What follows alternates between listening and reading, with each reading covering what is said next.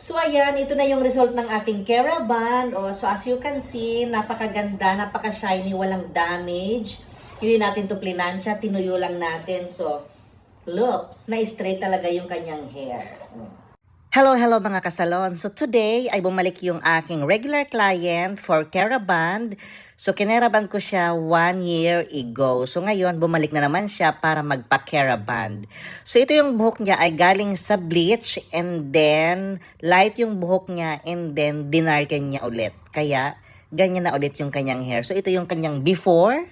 So simulan na natin ang procedure. Okay, let's go.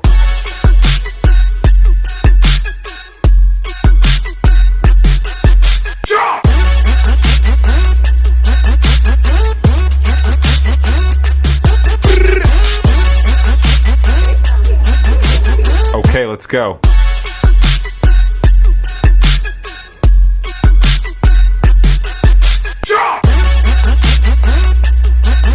So after nating i-iron ay iwawash na natin para makita natin agad yung result ng kanyang Keraban.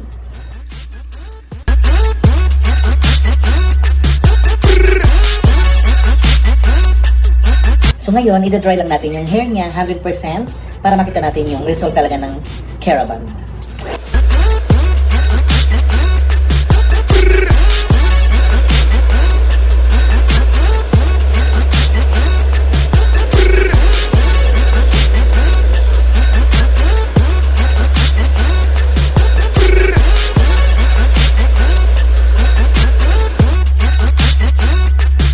So ito na yung final result ng ating Keraban. Ayan. So as you can see, napakaganda, napaka-shiny, and napaka-hangin, nakakainis.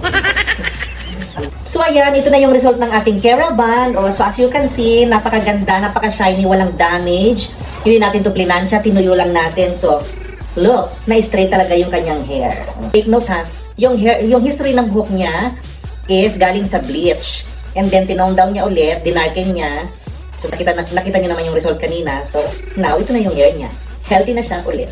So ano pang hinihintay mo? Magpa-Keraban ka na. So ito yung before. So makikita niyo talagang medyo kulot yung hair niya. Rest your hair ng mga 1 to 2 days. And then mag-shampoo, mag-conditioner, or mag-hair mask once you wash it. Okay. Thank you. So ayan, pangalawang Keraban niya na yan, guys. Diba? How is it? So good. Thank you po. Looks healthy now. For inquiries, please follow me on my official Facebook page, Mr. J. Rez International Hairstylist. Just search at Mr. J. Rez or at Mr. J. Rez Hairstylist.